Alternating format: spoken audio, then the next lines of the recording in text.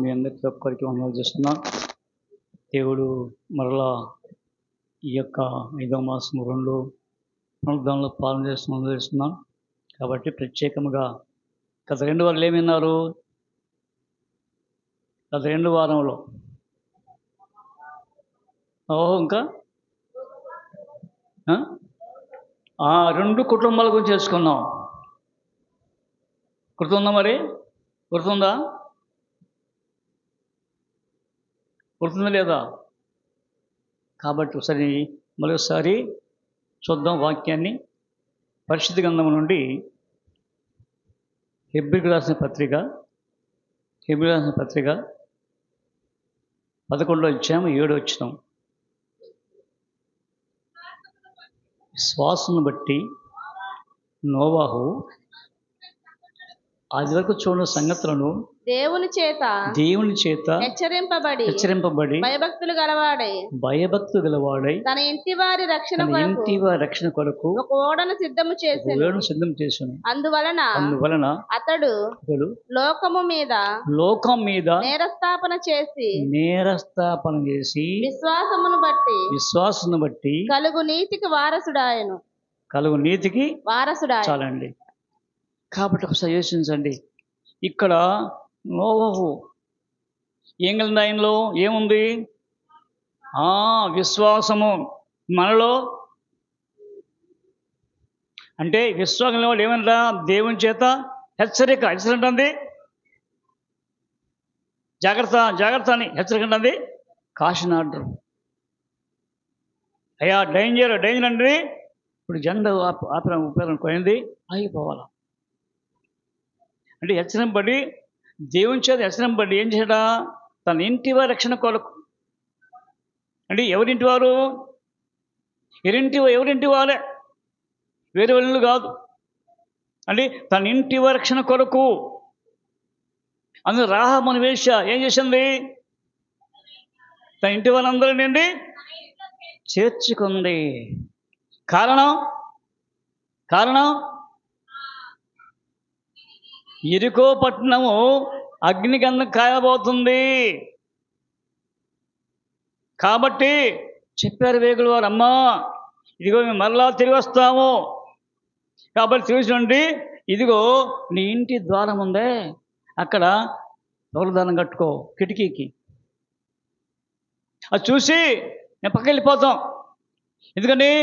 అందుకనే చూడొకసారి యెహోషువ గ్రంథం 6వ అధ్యాయం 17 వచనం. 6:17.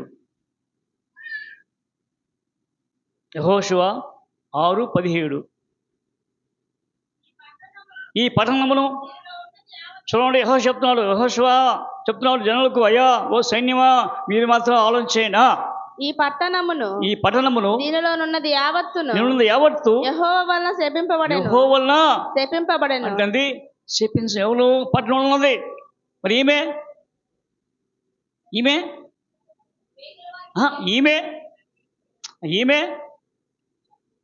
వాళ్ళంతా శంపడ్డారు. ఈమె కూడా అండి. ఈమె కూడా ఎవరు?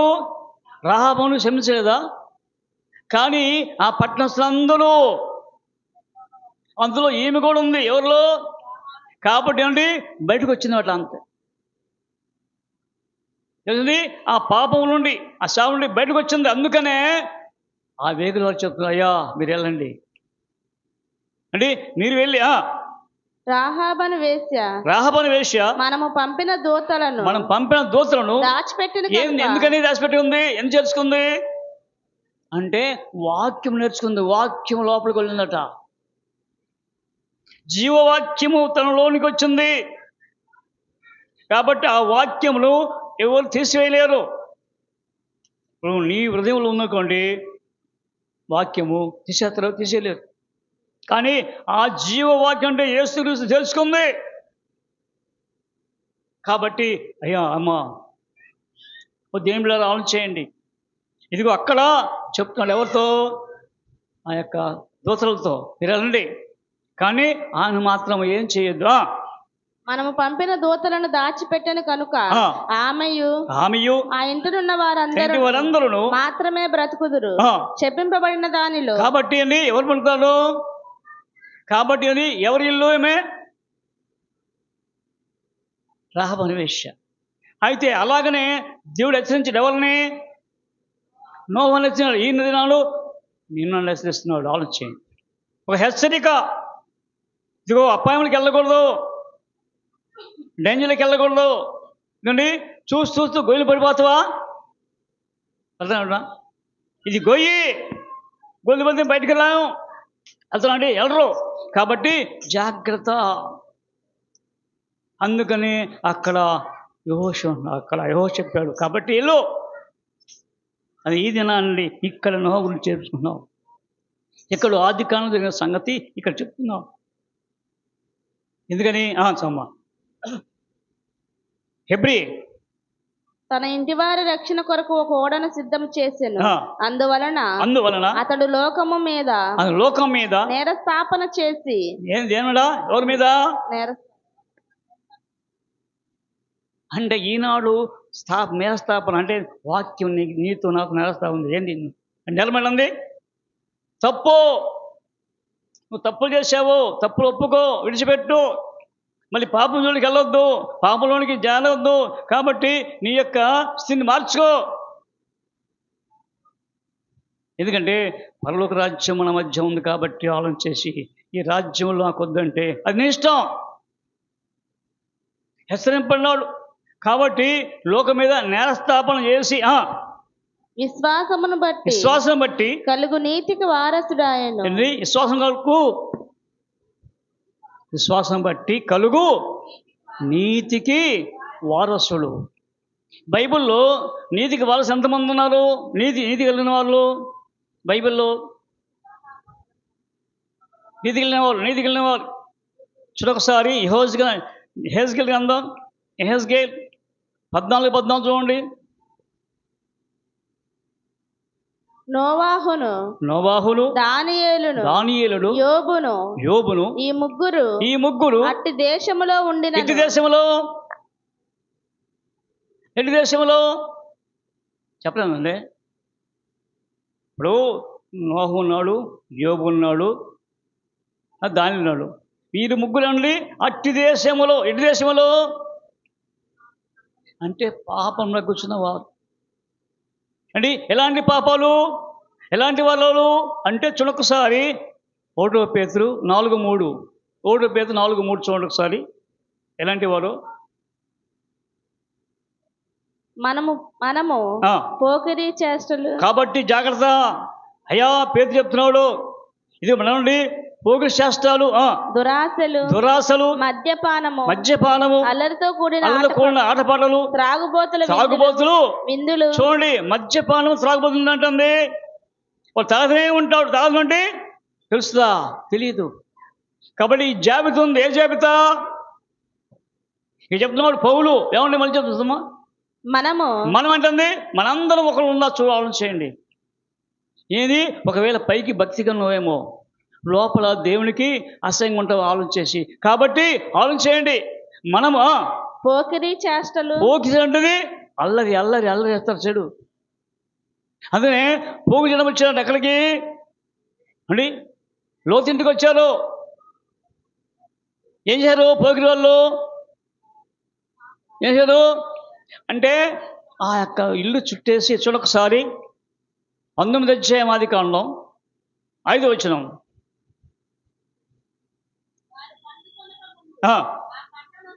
ఆ పట్టణస్థులు అనగా ఎలాంటి ఆ పట్టణస్థులు అంటే ఆ పట్టణస్థులు పట్టణస్థులందరట పట్టణస్థులందరూ బాలురును వృద్ధులను ప్రజలందరూ నలుదిక్కుల నుండి. ఏమండి అంటే ఇక్కడ ఎంతమంది ఉన్నారు? ముగ్గురున్నారు. ఎవరెవరు?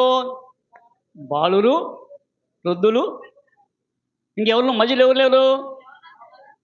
అల్లుకుంటారా? వృద్ధులే ఇది అయిపోతే ఏమనుకుంటారండి? బాలురు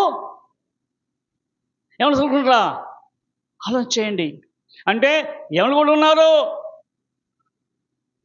చుట్టుముట్టి? ఎవరింట్లో నీతి కలిగా ఆ యొక్క లోతు కుటుంబం చుట్టూ దేవుని యొక్క దూత ఉంది. అలాంటి స్థానం వెళ్ళారు. ఎవరు వెళ్ళారు? పట్టణస్థులట. అంటే ఎలాంటి దుర్మార్గులు. అందుకు చెప్తున్నాడు ఆ యొక్క ఆదికాండం 13 పనులు చూడండి. ఆదికాండం 13:13. సొదొమ మనుషులు ఎలాంటి వాళ్ళు దుష్టుల టెంబడి దుష్ట కార్యములే, మంచి చేయరు. యెహోవా దృష్టికి బహుపావులండి. పాపం పాపం పాపం. ఎవరు?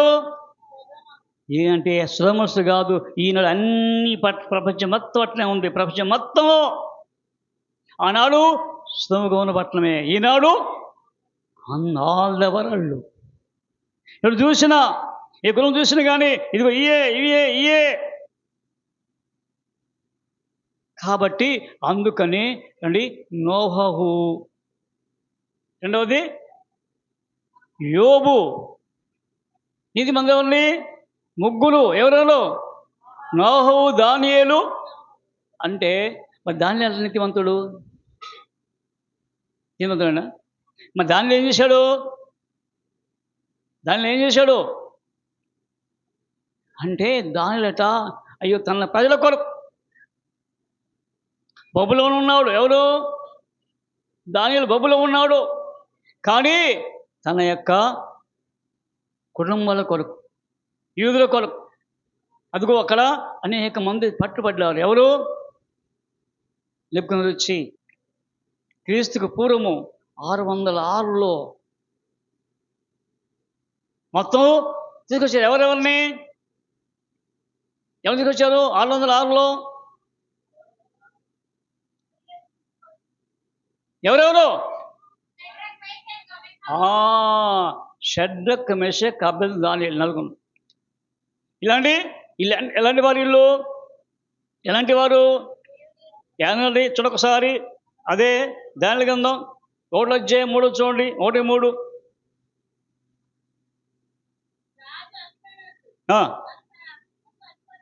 పిలిచించి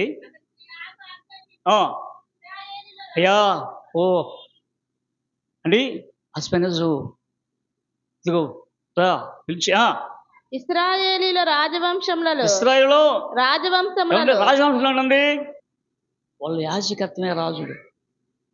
ఇస్తామండి రాజవంశంలో ముఖ్యులంటే ప్రధానులట.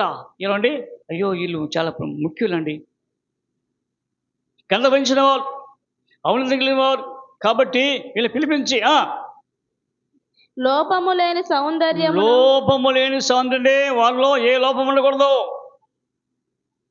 ఎవరిలో? ఇశ్రాయేలు ప్రజల్లో లోపం లేని వారిని పిలిపంటున్నాడు. మొట్టమొదటిగా అండి ఏ వంశం అంట? రాజవంశములు ఉన్నవారు, ముఖ్యులు అంటే ప్రధానులు. లోపము లేని సౌందర్యమును సకల విద్య ప్రవీణత. మరి ఏముంది ఈ యొక్క నలుగురికి? సకల విద్యలు అంటే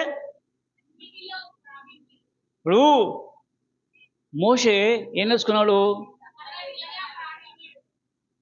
నేర్చుకున్నాడు. మరి దేవుడు పిలిచినప్పుడు ఏమన్నాడు? నేను ఎత్తివాడిని. ఎందుకంటున్నాడు? సకల విద్య నేర్చుకోవడానికి తెలియదా? ఎందుకని? ఇక దేవుని వచ్చి భయపడుతున్నాడు. అయ్యో నేను ఎత్తివాడిని అయ్యా. ఎందుకంటే ఐగుప్తు చూసి భయపడుతున్నాడు. ఆ ప్రజలు మంచోళ్ళు కాదు. కాబట్టి ఇక్కడ సకల విద్య ప్రవీణత కలిగిన వారందరినీ, లోపం లేని అందరినీ సకల విద్యా ప్రవీణతయు జ్ఞానమును కలిగి తత్వజ్ఞానం తెలిసిన తత్వజ్ఞానం ఏంటండి? జ్ఞానము తత్వజ్ఞానం ఏంటది? జ్ఞానం ఏంటండి? జ్ఞానం పెట్టండి. యెహోవాయందు భయం భక్తి వారి జ్ఞానం. రెండవది తత్వజ్ఞానం అంటే ఫిలాసఫీ. అంటే నీ మనసులో ఏమో తెలిసి చెప్పే శాస్త్రం అంట అది. అంటే ఎవరి మనసులో ఏముందో తెలిసిపోద్ది. ఎవరిలో? ఫిలాసఫీ. అంటే ఒక దాన్ని పరీక్ష చేసి దాన్ని తెలుసుకోవడమే ఫిలాసఫీ. దానే తత్వజ్ఞానము. అదే పిహెచ్డి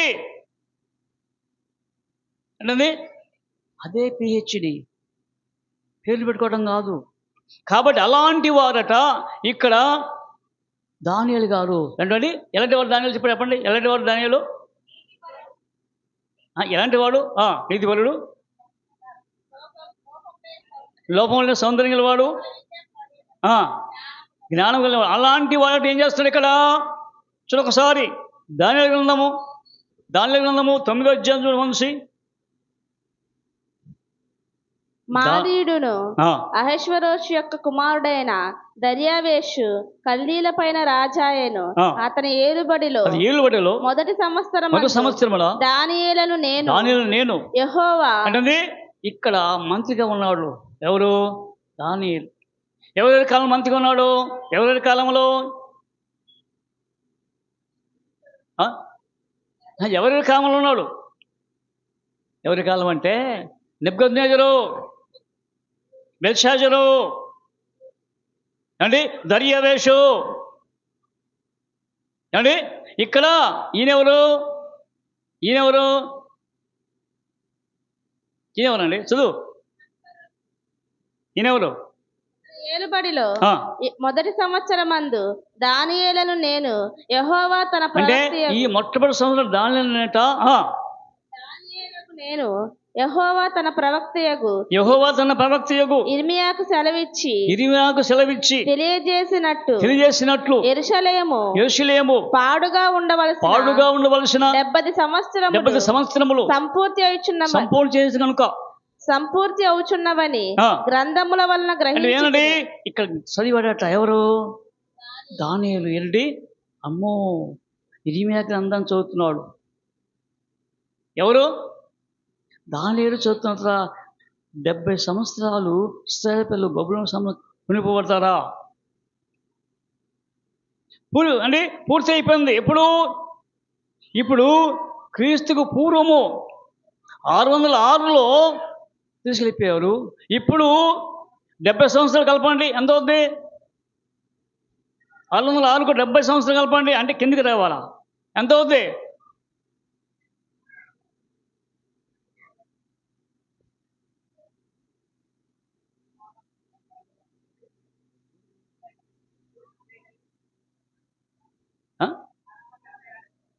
అలా తగ్గాల, కిందికి మైనస్ చేయాలా? ఎంత అవుతుంది మైనస్ అయితే? ఎక్కడ? 9 దించండి. సున్నకు సున్నలు ఏడిపోతే ఎంత? 500. అప్పటికేనట. చూడొకసారి ఇర్మియా గ్రంథం 25వ అధ్యాయము 11 వచ్చిన 25-11. ఈ దేశమంతయు పాడుగాను నిర్జనముగాను ఉండెను. ఈ జనులు 70 సంవత్సరములు బబులోను రాజునకు దాసులుగా ఉండిరి. యెహోవా వాక్కు ఇదే. 70 సంవత్సరాలు. ఎవరు? నిజమేనా? ఈ చదివాడు ఎవరు? చదివాడు. యెహోవా వాక్కు ఇదే. 70 సంవత్సరములు గడిచిన తరువాత వారి దోషములను బట్టి వారి యొక్క దోషములను బట్టి నేను బబులోను రాజును ఆ జనులను కల్దీల దేశమును శిక్షింతును. ఆ దేశము ఎప్పుడు పాడుగా నుండునట్లు నియమింతును. నేను ఆ దేశమును గూర్చి సెలవిచ్చిన మాటలన్నీ ఇర్మియా ఈ జనులన్నిటిని గూర్చి చెప్పు. ఇదిగో 70 సంవత్సరాలు నాశనం అవుతుంది. ఏంటది? ఇశ్రాయేలు దేశం. ఈ 70 సంవత్సరాలు అక్కడ ఉండాలి. ఎక్కడ? బబులోను సామ్రాజ్యం ఉండాలి. కాబట్టి ఇప్పుడు తీరిన తర్వాత మళ్ళీ తిరిగి వస్తారు. ఎవరు? కాబట్టి అందుకనే ఇక్కడ దానిలో ప్రాంగ ప్రభువా లేఖను చదివానయ్యా, ఇరిమియా మాటలు విన్నానయ్యా, కాబట్టి నేను ప్రార్థిస్తున్నా 70 సంవత్సరాల తర్వాత మళ్ళీ పంపిస్తున్నావు కదా, మరి పంపించయ్యా ప్రార్థన చేస్తున్నట్ట. అందుకని ఈ ప్రార్థన విన్నాడు దేవుడిని. చూడండి హెజ్రా ఒకటి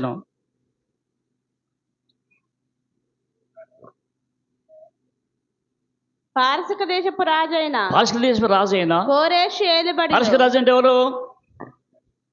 సైరస్, ఇరాన్ అప్పుడే మర్చిపోయారు, రష్యా, దమస్కో మర్చిపోయారు, ఏలాం. కాబట్టి పరిశుద్ధ రాజైన కోరేషు ఏలుబడిలో మొదటి సంవత్సరం ఇర్మియా ద్వారా పలకబడిన తన వాక్యమును నెరవేర్చినట్లు యెహోవా పారసీక దేశపు రాజు చూడండి. ఇరవై చెప్పారు కదా, ఓ ఇర్మియా, ఇదిగో 70 సంవత్సరాల తర్వాత మళ్ళా తీసుకొస్తానని చెప్పాను కదా. అందుకనే ఇప్పుడు ఈ వాక్కు ప్రదక్షిణ దేవుని యొక్క వాక్కు ప్రదక్షిణమై యెజ్రెయేలు ప్రదక్షిణమై పారసీక దేశపు రాజు అయిన కోరేషు మనస్సును ప్రేరేపింపగా, కోరేషు యొక్క మనసు ప్రేరేపడింది అంటే కాన్ చేస్తుంటే అంటే ఆరాపణ ప్రేరండి. ఇదిగో వీళ్ళు ఇక్కడ ఉండడం కుదరదు, ఈ ప్రజలు ఈ బొమ్మలు సాంబ్రాజ్యం ఉండటం కుదరదు. బొమ్మలు అంతా పావులు బొమ్మలు అంది అసిద్ధమైనది.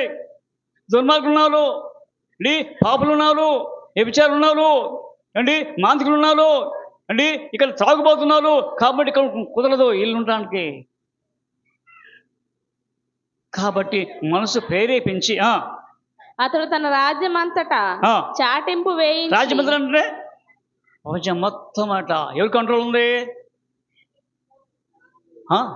ఆ యొక్క కోరేషు ఏలుబడి ఉన్నాడు ప్రపంచం మొత్తం. అంటే ఏలుబడించా తన రాజ్యం అంతటా చాటింపు అంటే దండోరా అండి అనౌన్స్ చేశాడు. అనౌన్స్మెంట్ ఏమని?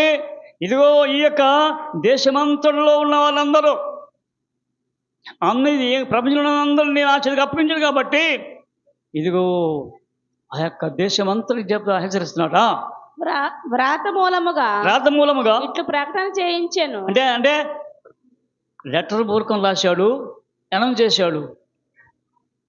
అంటే లెటర్ రాకుండా లెటర్ రావాలి కదా, లెటర్ రాయాలా, అంటే రాతపూర్వకముగా లేక అనౌన్స్మెంటు. పారసీక దేశపు రాజైన కోరేషు ఆజ్ఞాపించినదేమనగా ఆకాశమందలి దేవుడైన యెహోవా. ఎవరంట అంటే చూడండి, ఎక్కడ తెలిసింది ఆయనకు? ఆకాశంలో దేవున్నాడు. ఎవరండి? ఆకాశంలో ఎవరున్నారు? అందుకని ఎవరైనా కానీ దేవుని నమ్మని అయ్యా అదిగో పైన దేవుడు చూస్తున్నాడు అయ్యా అంటారని విన్నా చెప్పండి. ఈ లోకంలో ఎవరు న్యాయం చెప్పాం కానీ పైన దేవుడు చూస్తున్నాడు అంటే ఎవరు పైన ఎవరున్నాడు? దేవుడు ఉన్నాడు, ఆకాశం ఉన్న దేవుడా. ఆకాశమందలి దేవుడైన యెహోవా లోకమందున్న సకల జనములను, అంటే లోకం నుండి అందరు జనాలు ఎవరెవరు జనం అంటే దుర్మార్గులు దుష్టులు అంటే అందరూ. అంటే ఏంటి అక్కడ జనాలు అందరూ అట లోకంలో అందరూ జనంటే చెట్టు కింద వాళ్ళు పుట్టలు పూలు చేసేవారు, పూసలు అమ్మేవాళ్ళు, వీళ్ళందరూ అంటే అందరూ చేతులు ఉన్నారు. మనమైతే గొప్ప ఇళ్ళలో ఉండొచ్చు కానీ అది కాదట. అక్కడ అదిగో తన దేశం అందరు పిలిచి లోకమందున్న సకల జనములను నా వశము చేసి. వశం అంటే ఎవరి వశం అంట? అంటే ఎవరిని కానీ ఆయన వశములే. ఏమండి? ఏ జనము? అయ్యా కైల్దీలా, మెసపొతేమియా అండి, ఎవరు అరబ్బులా అంటే అందరినీ తన వశం అంటే అందరు రావాల్సింది ఎక్కడికి? అందుకే ఈ యొక్క సన్నిధి ఎక్కడ ఉందంటే అందుకు అక్కడ కనపడుతుంది. అపోస్తలుల 2వ అధ్యాయంలో అందరూ వస్తారు, అదే శాస్త్రులు అందరూ వస్తారు. ఎక్కడికి? ఆ పండగకు అందరూ వస్తారు. ఆ పండుగ నుండి అన్ని దేశాలు ఉన్నవి. అలాగనే ఈ యొక్క అన్ని దేశాలన్నీ తన వశం చేసి యూదాదేశమున్న యెరూషలేమునకు బయలుదేరి యెరూషలేములోని దేవుని మందిరమును అనగా ఇశ్రాయేలీల దేవుడైన యెహోవా మందిరమును కట్టవలెను. వారి దేవుడు వారికి తోడయుండును గాక. మరియు యెరూషలేములో నుండి దేవుని మందిరమును కట్టించుటకై స్వేచ్ఛార్పణను కాక. ఎందుకంటే ప్రేరేపణ ఎవరు చెప్పారట? కోరేషు ఏర్పడతారు. అయ్యా మీరు ఎవరయ్యా వాళ్ళు అయినారా? మీరు ఎవరు అయితే ఆయన జనులైనారు వెళ్ళండి. అక్కడ దోసుకొచ్చిన నెప్పుకొనేదేమో వచ్చి రాజ్యప్రమాణం చేశాడు. ఇప్పుడే ఎవరు వచ్చారు? కోరస్ వచ్చి వెళ్ళిపోండి, మీరు వెళ్ళిపోండి, మీ దేవుని యెహోవా నాకు చెప్పాడు. ఏమని చెప్పాడు? కాబట్టి చూడొక్కసారి యెషయా గ్రంథం 45 అధ్యాయం 3 వచనం, 45 మొదటి నుంచి. అంత పక్షమున జనములను జయించుటకు నేను అతని కుడి చేతిని పట్టుకొని. ఎవరి చేతిని? అతని పక్షం అంటే ఈ కోరస్ పక్షమున కుడి చేయి పట్టుకున్నాను. నేను రాజు నడికట్లు ఇప్పేదను. ద్వారములు అతని ఎదుట వేయబడకుండా. ఇప్పుడు షట్ అయిపోయినవి, అంటే మూసుకున్నవి, కానీ అట్లా కుదరదు, ద్వారాలు తెరబడతాయి. తలుపులు తీసేదను అని యెహోవా తాను అభిషేకించిన కోరేషును గురించి సెలవిచ్చుచున్నాడు. ఎప్పుడు అభిషేకించాడు దేవుడు కోరేషును? అభిషేకం పెట్టండి.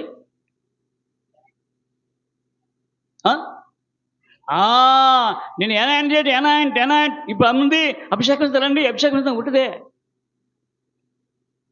అంటే ప్రయత్నం చేయటము అంటే క్రీస్తుకు పూర్వము అండి. ఈయన పొట్ల, ఎవరు పొట్లందో? కోరస్ పొట్ల 250 సంవత్సరాల క్రితమే నిర్ణయించాడు బైబిల్లో. ఎవడు? యెషయా ప్రవక్త ఎప్పుడు ఉంచాడు? 750 సంవత్సరాల క్రితం పఠించాడు. అంటే అంతకుముందు 250 సంవత్సరాలకు రాయబడి ఉంది గ్రంథం. అమ్మ,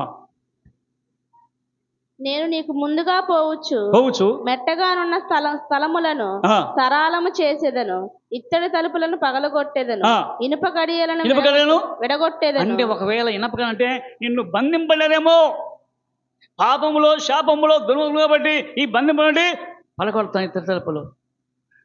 అందుకనే సంగీత నాదముల తోడు సియోను పురము అంటే ఇక్కడ చక్కనిదంట. ఎప్పుడు? సంగీతంతో అంటే ఉత్సవంతో. కాబట్టి ఇక్కడ యోబు, దానియేలు అంటే నాహు, యోబు, దానియేలు, యోబు ఏమి చేశాడు? బగిద్దాంక టైం ఉంది. చివరి మూడవది ఏంటది? ముందు ఎవరిని కూర్చున్నాను? నోవహు. రెండవది, మూడవది చూడొకసారి యోబు గ్రంథం 42 అధ్యాయము 8-9 వచనాలు.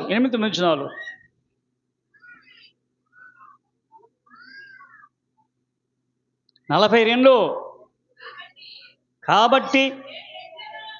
కాబట్టి ఎవరంట? స్నేహితుడట. ఎంత స్నేహితులు యోబుకు? ముగ్గురేనా?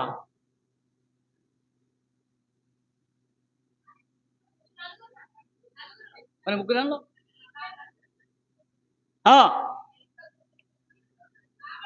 కాబట్టి 7 ఎడ్లను 7 పెట్టెలను తీసుకొని ఎందుకు పోవాలా? అంటే బిల్లు సోఫరు ఇంకా ఉన్నది ఒక ఆయన, ఇంకొక ఆయన ఉన్నాడు. లాస్ట్ 33 అధ్యాయంలో ఉన్నది. 4వ ఉన్నాడు. రాసుతలు వద్దులే, టైం అయిపోతుంది. కాబట్టి ఆలోచన చేయండి. ఇక్కడ ఈ 7 ఎడ్లు తీసుకురండి, ఫోటోలు తీసుకురండి. ఎందుకని? మీ నిమిత్తం. ఎవరి నిమిత్తము? మీ నిమిత్తం అంటే ఎవరు? ఇలా పాపం చేశారా?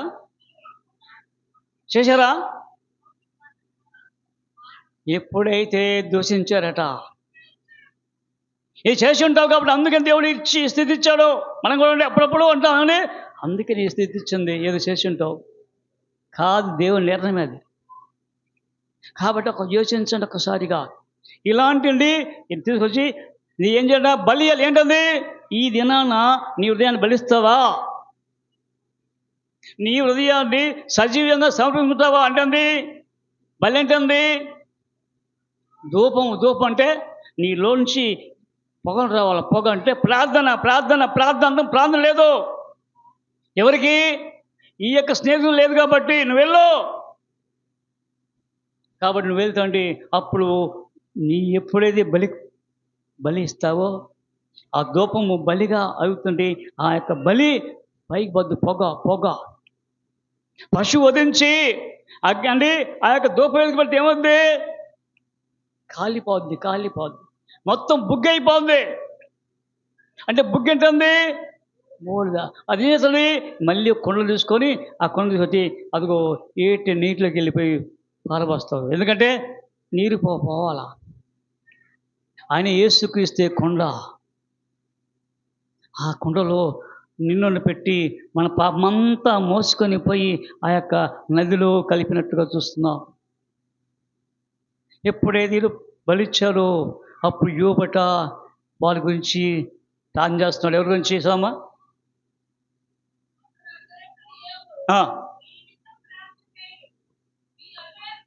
మీ అవివేకులను బట్టి కాబట్టి, ఎందుకంటే మీరు అవివేకులు కాబట్టి శిక్షించకూడదు. అయ్యా మీరు వెళ్ళండి. కాబట్టి ఇక్కడ యోబు చేస్తుంటే నీతిమంతుడు. ఎవరండి? నీతిమంతుడు. కాబట్టి ఆ నీతిమంతుడి ఇక్కడ క్రీస్తుని చూపిస్తుంది. క్రీస్తును నీతిమంతుడు. వస్తావా? ఎందుకు వస్తావా? నీ పాపం నువ్వు క్షమిస్తాడు. నీవు ప్రభును గట్టిగా పట్టుకోవాలా. ఏదో వచ్చి కూర్చొని వెళ్ళిపోవడం కాదు. నామకరణం కలిస్తూ ఉండకూడదు. ఉంటే అటన్నా ఉండు, లేకపోతే ఇటన్నా ఉండు. కానీ యేసుని ఒక్కసారిగా ఈ ముగ్గురు చూపిస్తూ ఏమండి దేనికని ఎక్కడో పలికిన వ్యక్తి ఎవరో పలికిన వ్యక్తి ఆ మాటలు కూడా గమనించి అంటే లోకం మీద నేరస్థాపన చేయబోతున్నాను ఏమన్నా. కాబట్టి ఏం చేయాలా? అందుకే నీతికి వారసుడట. నీతి అంటే విశ్వాసానికి వారసుడు. మరి యోబు విశ్వాసమే, దానియేలు విశ్వాసమే, నోహు యెహెజ్కేలు. కాబట్టి యెహెజ్కేలట ఆయన ప్లాన్ చేసినప్పుడు ఆయన కూడా మూడో వదిలిచిపెట్టాం. వచ్చామని చూసుకుందాం. కొద్ది మాటలు దీనిగా ప్లాన్ చేసుకుందాం. కృప మహిమల మా పరలోక తండ్రి నీకున్నావు. నీ కృప చేత ప్రేమ చేత మనలో కాచి దాచి శైలోంచి ఈ యొక్క ఉదయకాలంలో ప్రభువా నీ వాక్యం వినటానికి కృపించింది అవనుకున్నావు. ఇదిగో ప్రభువా గత 2 వారాలు తండ్రి నేర్చుకున్న వాక్యాన్ని మరొకసారి మేము ప్రభావ పునర్మర్శ చేసుకుంటుండగా నడిపించండి. మేమేమైనా మా లోపాలు ఉంటే క్షమించండి. ఈ లోకం భయంకరంగా ఉంది ప్రభా. ఈ భయంకరంతో తప్పిపోవాలంటే ప్రభా నీ వాక్యం నీ శిలువ ఎద్దుకు వచ్చి ప్రార్థన ప్రార్థించాలి. అనేక మంది పాడైపోతుంది ప్రభా. యవనస్తులు ప్రభా పాడైపోతుంది ప్రభా. చిన్న బిడ్డలే ప్రభా పాడైపోతుంది ప్రభా. అనేక అలవాట్లకు దురలవాట్లకు లోనయ్యి ప్రభా తన యొక్క జీతం చక్కబెట్టుకోలేకపోతున్నారు ప్రభా. దుర్మరణం అవుతున్నారు ప్రభా. కాబట్టి ఒక్కసారిగా యోచించి ఈ వాక్యం అందరిని నింపండి ప్రభా. మా యొక్క కుటుంబాలను తండ్రి జాగ్రత్త కట్టుకుంటున్న తండ్రి. ఎందుకంటే ప్రభా నువ్వు ఎప్పుడు వస్తావో తెలియదు. కాబట్టి అందుకు అనుకున్న గడిలో వస్తావు. కాబట్టి మేము సంసిద్ధులమై ఈ వాక్యానుసారంగా జీవించి పిల్లగా మనం స్థిరపరిచి బలపరిచి నడిపించమని యేసుక్రీస్తు నామమున ప్రార్థిస్తున్నాం తండ్రి.